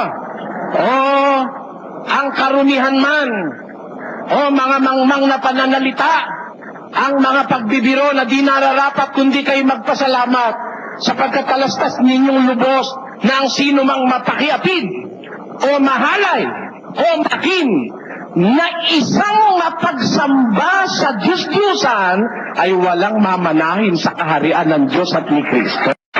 Ano po ang definisyon? Ano ang definisyon ng bagong tipan sa pagsamba sa Diyos-Diyusan? Pagka pala ikaw ay mapakiapid, masakin, ha? Manggagawa ka ng masama, mapagsamba ka sa Diyos-Diyusan. Bakit? Kasi ang sinusunod mo si Satanas. Si Satanas ba'y Diyos? Hindi. Kaya sumasamba ka pa rin sa Diyos-Diyusan. Kahit wala ka ribulto, mapakiapid ka naman, mananamba ka pa rin sa Diyos-Diyusan. Pakinggan nyo. Sa isang talata, anong katunayan gano'n ang kahulugan? Colosas 3, pakinggan nyo. Patayin nga ninyo ang inyong mga sangkap ng katawang na nga sa ibabaw ng lupa. Kakikiapi, karumihan, masamang pita, masamang nasa, kasakiman, na iya'y pagsamba sa mga Diyos-Diyusan. Kita nyo? Ang liwa-liwanag, O di, sa matandang tipan, ang pagsamba sa Diyos-Diyusan, yun lulot ka sa ribulto, saka sa ginawa ng kabilang tao, yun ang pagsamba sa Diyos-Diyusan. Pagdating ng bagong tipan, na galing sa langit, ipinakilalang mas malawak ang pagsamba sa Diyos-Diyusan, hindi lang ang pagluhod sa ribulto. Hindi. Hindi yung pagtataglay ng kasakiman, karumihan, mga sari-saring karumihan sa buhay ng tao, iyay, sabi ni Pablo, iyay pagsamba sa mga Diyos-Diyusan. O di, mas malawak talaga ang batas ng bagong tipan, mas malawak talaga. Yan ang dapat nating maintindihan. Kaya kami, naninindigan, hindi 10 utos ang utos ngayon. Bilangin nyo, ha? Bilangin nyo, ha? Sige, magbilang kayo. Huwag ka mapupuot. Huwag ka magsasabing raka. Huwag ka magsasabing ulol. Igalang mo lahat ng tao. Igalang mo ang mga magulang sa Panginoon. Kita o. Di ba na, ha? Pangiling ka sa kasamaan. Yung pangingiling sa masama. Ilan na? 6 na. Tapos, huwag kang titingin sa babaeng taglay sa puso masamang hangad. Ito na. Tapos, isa pa. Huwag kang magsasabi ng oo kung hindi talagang oo. Dapat kung oo, oo, kung hindi, hindi. Ilan na? 8 na. Ayan. Tapos, sabi ng Biblia, huwag kang sasamba, huwag kang mananakim. Pagsamba sa Diyos-Diyosan yun eh. Oh, huwag kang maglalasing. Pagsamba na sa Diyos, wala yung, alam niyo, paglalasing, wala sa 10 utos yun. Oh. Ilan na ho? 10 na. Oh, huwag kang gagawa ng karumihan. Pagsamba sa Diyos-Diyosan yun eh. Ilan na? Alam niyo ba kung ano yung karumihan? Yung tao, marumi isip, marumi bunganga, marumi kung ano-ano, lahat marumi. Siguro hindi pa rin naliligo yun, kaya marumi talaga. O, di ba? O, ilan na ho? 11 na. Magpapabautismo ka sa pangalan ni Jesucristo. Ilan na? Kanyo, 12 na. Hindi pa ako nangangalahati. Paano ngayon sa 10 ang utos? O, kita nyo? Hindi 10 utos ngayon. Hindi 10 utos. Inimenda ni Kristo yung kautusan na yan. 10. Tama, 10 utos ng Diyos yan sa Israel. Pero pagdating Kristiyano, nagsalita sa atin ng Diyos sa mga huling araw na ito sa pamamagitan ng kanyang anak. Kung ang 10 utos ay sapat na, hindi na kailangan suguin si Kristo sa lupa. Ano dapat nyo maintindihan? Time out! Wala naman palang diferensya, pareho lang. Magdadaldal pa si Kristo.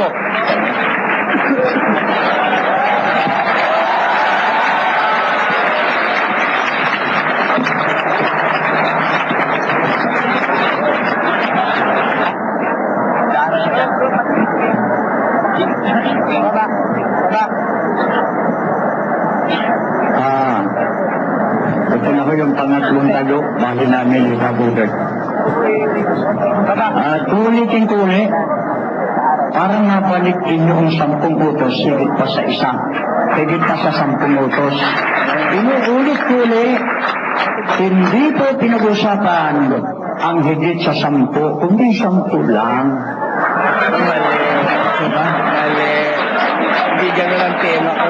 Ang tema ko, nagpatutulan sa Ini sa isang ikaili, yung mga kautusan na ang sang-ayon sa kanya, amyenda sa 10 utos. Amyenda. Sinabi ni Kaili, inamyendahan. Doon tayo muna pupunta sa amyenda. Lumalabas na ang amyenda rito, sa halip na pangangalan niya, ay pagtingin sa isang babae. Lumalabas na yung salitang pangangalan niya, pinapalitan ng pagtingin. Ayun ang pangangalan niya.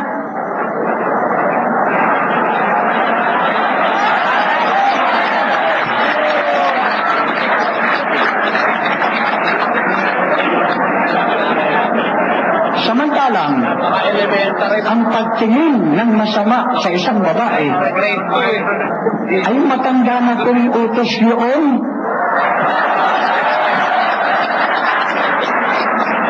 Yan po'y mababasa natin sa Levítico o sa mga bilang 15:39. 15:29, ganito po. Bilang, sa mga bilang 15:39. At sa inyo'y magiging isang tirintas upang inyong mamasdan at maalala ang lahat ng mga utos ng Panginoon at inyong tuparin at upang huwag kayong sumunod sa inyong sariling puso at sa inyong sariling mga mata na siya ninyong ipinang-aapit. Matagal na palang utos yun, mga kapatid.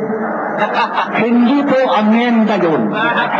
Yun ay isa sa forma ng kasalanan ng pangangalan niya.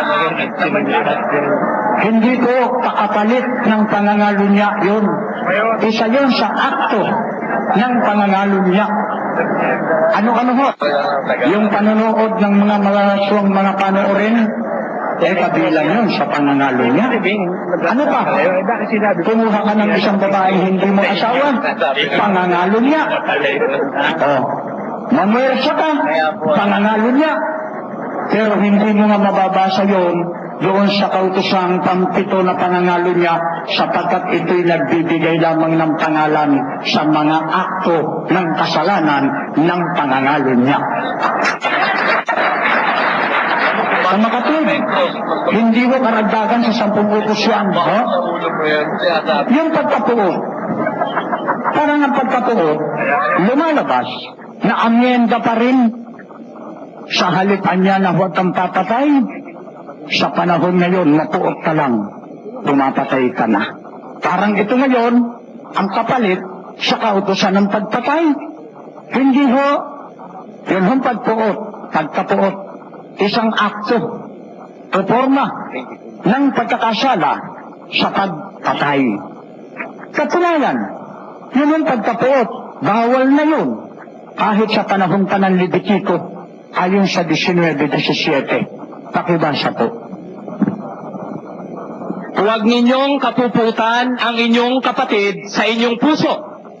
O, di nakita Tunay ninyo? na inyong sasawayin ang inyong kapwa at huwag kayong magtataglay ng kasalanan dahil sa kanya. O, ang mapuot, kasalanan na. Kabilang sa pagpatay. Kailan mo ito sinabi? Bago pa dumating sa Mateo. Sa makatwid, kung mabasa man natin, sa 5:21 ng Mateo, na sinasabi ko ang mapuot.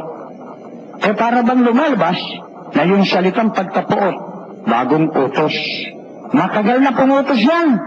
At may parusang mabigat na parusa ayon sa Kawikaan 19:19. Kawikaan 19:19, ganito po ang pagkasabi. Ang taong may malaking puot ay magtataglay ng parusa, sapagkat kung iyong ililigtas, iyong marapat na gawing uli. Teka ninyo, bawal na pala ang mapuot, may parusa na.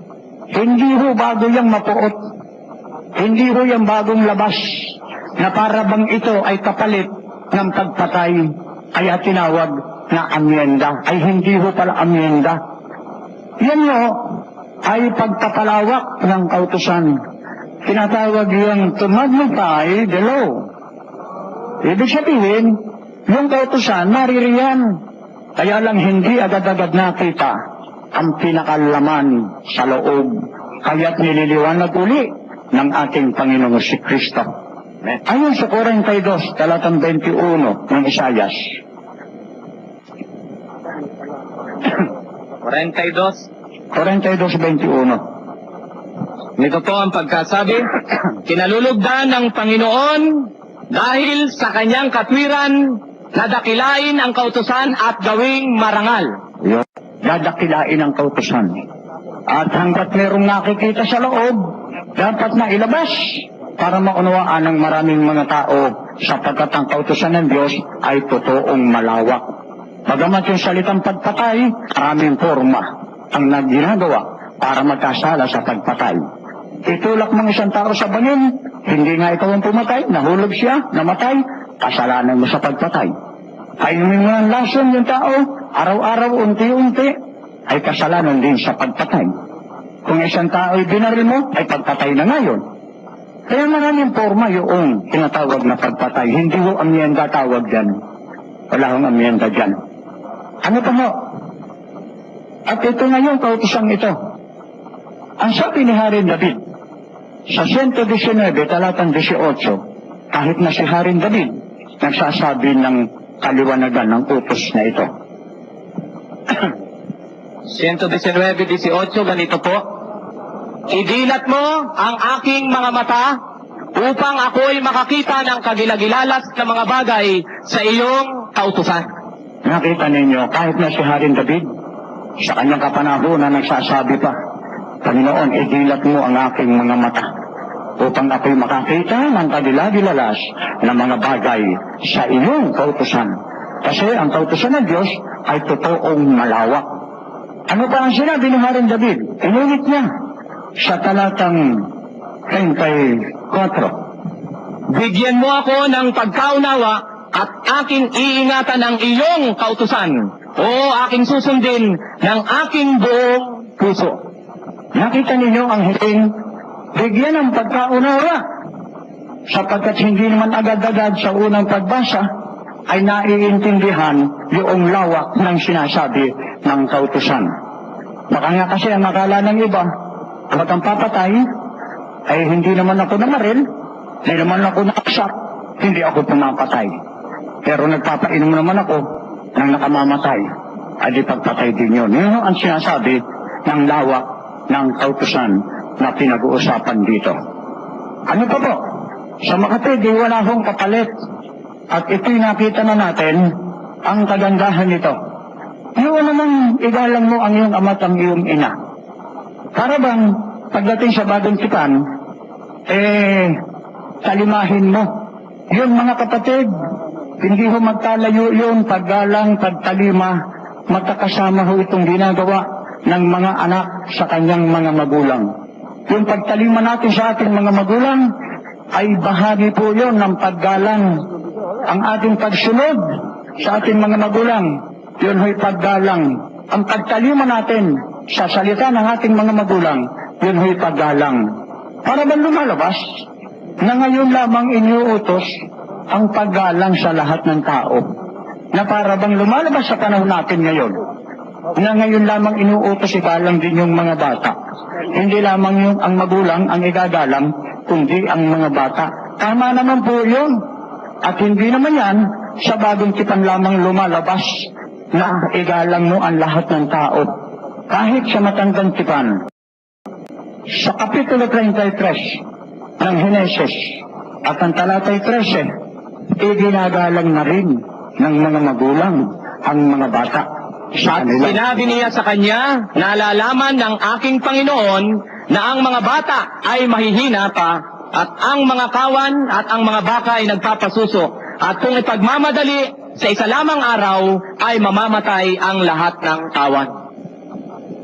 Di ho ba paggalang yan? Samantalang naglalakbay ang buong grupo. Ang mga bata ay mahihinang maglakad. Sila ba'y inapa? Kung gaano lamang kabilis yung mga bata, yun ang pagsubaybay ng matatanda. Ito ho ay pagpapakita ng galang sa mga bata. Kaya kahit pa sa panahon yun, yung paggalang sa mga bata, hindi ho nawawala yan. Ano pa ho ang ating mababasa? Doon sa Diyos-Diyosan, nang basahin yung Kolosas, yung ating kasakiman, yung ating masamang mga iniisip, pagsamba ho ito sa Diyos-Diyosan. Totoo naman ho yun. Hindi lang ho yung mga ribulto, ang Diyos-Diyosan. Sa bagong tipan, hindi lang ho ribulto at mga larawan. Sa matandang tipan man ho, meron na rin hong Diyos-Diyosan, bukod ho roon sa mga larawan. Pakinggan ninyo, sa unang Samuel, Kapitulo 15, talatang 23, meron na rin hong Diyos-Diyosan doon. Ganito po ang pagkasabi, 15:23 ng unang Samuel, sapagkat ang paghihimagsik ay gaya ng kasalanan ng panghuhula, at ang katigasan ng ulo ay gaya ng pagsamba sa mga Diyos-Diyosan at sa mga terap, sapagkat dahil sa iyong itinakwil ang salita ng Panginoon, ikaw ay kanya namang itatakwil ka upang huwag ka nang maging hari. Nakita ninyo, hindi lang pala ho sa bagong tipan, yung Diyos-Diyosan bukod sa mga larawan. Yun ang katigasan ng ulo, yung paglabag sa utos ng Diyos, ay pasamba rin sa Diyos-Diyosan. Ano pa ho? Ang mga Diyos-Diyosan sa matandang tipan. Sa Ezekiel Kapitulo 14, talatang 7, meron pa rin yung Diyos-Diyosan bukod doon sa mga larawan at mga ribulto. Ezekiel 14:7. Sapagkat bawat tao sa sangbahayan ni Israel o sa mga taga-ibang lupa na nangananahan sa Israel, na humihiwalay ng kanyang sarili sa akin at nagtataglay ng kanyang mga Diyos-Diyosan sa kanyang puso at naglalagay ng katitisuran ng kanyang mukha at napaparoon sa propeta upang mag-usisa sa aking tungkol sa kanyang sarili, akong Panginoon ang sasagot sa kanya. Maliwanag na kahit sa panahon ni Ezekiel, ay meron na ho silang Diyos-Diyosan sa puso, hindi yung larawan ho. Hindi ho yung mga bato, mga kahoy, Diyos-Diyosan sa kanilang mga puso. Hindi ho ba ito yun? Hindi ho papasok doon. Yun ay sa kanilang mga damdamin. Ang pagpatigas ng ulo, paglabag, ay tinatawag din sa matandang tipan na Diyos-Diyosan. Ano pa ho ang Diyos-Diyosan dito? Alam po ba ninyo yung pang-apat na utos na kapag ka ipinangilin ng tao, ito'y ginamit na tanda ng Diyos sa kanyang bayan? Itong Sabat na ito, bahagi po ito ng 10 utos na dadaanan ko. At sapagkat ito po ay bahagi, ginamit ng Diyos na tanda ito sa kanyang bayan para makilala ng tao kung sino ang kanyang Diyos. Ayon sa Ezekiel Kapitulo 20, talatang 20, na kung ipangingilin ang mga Sabat, magiging tanda sa akin at sa inyo, upang inyong maalaman na ako ang Panginoon ninyong Diyos. Ano pa ho ang Diyos-Diyosan dito? Ang paglabag ho ba rito ay nagiging Diyos-Diyosan sa tao? Opo, sapagkat kapag ka nilabag ninyo ang kautosang ito, hindi nyo pinahalagahan, tinatawag din ho itong meron kayong ibang Diyos. Ayon sa Ezekiel Kapitulo 20, talatang 16. Sapagkat kanilang itinakwil ang aking mga kahatulan, at hindi nagsilakad ng gayon sa aking mga palatuntunan, at nilapastangan ang aking mga saba, sapagkat ang kanilang puso ay nagsisisusunod sa kanilang mga Diyos-Diyosan. Napakinggan ninyo, ngayon palang paglapastangan sa Sabat, ay Diyos-Diyosan ho pala yun, sapagkat ginamit ng Diyos ang Sabat na pinakatanda para sa kanyang bayan. Kapaano nga pala kung ito'y lapastanganin natin? Ay di ba na ang Diyos mo? Kaya ang sabi sa Ezekiel 20:16 ay Diyos-Diyosan sa inyong mga puso. Kaya kung pinabasa natin, makikita natin, ano kung maniniwala na ito'y totoong sinasalita ng ating Panginoon? Kadako tayo ngayon dito sa isang bahagi na yung kapahingahan sa unang Korinto 5:8 na binanggit kanina tungkol sa kapahingahan ito. Uulitin ko ang pagbasa ng talata. Kaya nga, Kapitulo 5, talatang 8. Kaya nga ipamili natin ang pista, hindi sa lumang libadura, ni sa libadura man ng masamang akala at ng kasamaan, kundi sa tinapay na walang libadura, ng pagtatapat at ng katotohanan. Pansinin mo ninyo, ang salita riyan, ipangili natin ang pista. Ayun yung pista, wala na po yun. Pinawi na po yun, mga pagpista. Hindi naman sinabi rito, ipangili natin ang Sabat sa bagong pagtatapat. Ipangili natin na niya ang pista, hindi sa lumang libadura, hindi sa libadura man ng masamang akala. Ano po ang inaalis? Libadura ng masamang akala na ito marahil ang siyang kaugalian ng mga Hudyong ito na kausap ni Kristo na sila'y naroroon sa libadura ng masamang akala. Kaya ang bilin niya ipangili natin ang pista. Hindi sinasabing ipangili natin ang Sabat sa bagong pagtatapat. Ang pangingiling dito, yung pista. Wala na po yung pagpipistang yun, yung kanilang mga kaugalian. At ano pa? Doon sa Kapitulo 11, talatang 28 ng Mateo, iba hong kapahingahan ito. Ito po kapahingahan hindi Sabat, sapagkat iba po ang pagkakabanggit doon, hindi ho binanggit na Sabaton, o Sabatismus, o anumang uri ng Sabat, na siyang tanda ng pagpapahinga, kundi ang pagkapahingahan na binabanggit doon ay anataso, kapahingahan talagang hindi yung Sabat. Bakit kapagpapahingahin ang kaluluwa? Sapagkat mabigat ang pinapasa ng tao dahil sa kasalanan nasa kanila. Kaya ang pagkakasabi roon ng ating Panginoon sa 11:28, hindi po Sabat ang pinapalitan noong kapahingahan yun.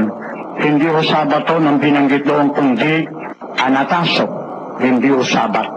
Kaya yun hong sinasabi doon, ang kapahingahan yun na niya ay kapahingahan pangkaluluwa. Kaya pakinggan ninyo, ito po ang sabi sa Kapitulo 11 at ang talata 28 ng Mateo. Magsiparito kayo sa akin, kayong lahat na nangapapagal at nangabibigat ang lubha, at kayo'y aking papagpahingahin. Sa tagang 29, Pasakin ninyo ang aking pamatok at mag-aral kayo sa akin, sapagkat ako'y maamo at mapagpakumbabang puso, at masusumpungan ninyo ang kapahingahan ng inyong kaluluwa. ayon, kapahingahan po ng kaluluwa ng tao sapagkat ang tao ay punong-puno ng pagkakasala. Na kapag tayo lumapit kay Kristo, lahat ng mga kasalanan natin ay iibsan ng ating Panginoon. Ito yung sinasabi na makapagpapahinga yung ating kaluluwa sapagkat tukunin ni Kristo, babayaran niya yung ating mga pagkakasala sapagkat siya ang tumutubos sa ating mga kasalanan. Tayo tinawag na padugma sa paggawa ng kasalanan. Kaya ang panawagan, magsilapit tayo sa ating Panginoon upang tayo kanyang papahingahin, makakasumpong tayo ng kapahingahan ng ating kaluluwa. Kaya nga, hindi po Sabat yun. Hindi po Sabat yun yung pinilitan doon para maging kapahingahan na laan yung pangkaluluwa at wala na yung Sabat. Sapagkat ang totoo, ang Sabat natin pinag-uusapan doon sa mga maliligtas patungo sa langit ay Sabat pa rin ho ang patin doon ayon sa Isaiah 66, 22 ang 23 doon sa pagdadalhan sa pagpapalaing mga taong maliligtas sa langit bayan. Isang Sabat ng Panginoon ang gagawin natin doon ayon sa Kanya.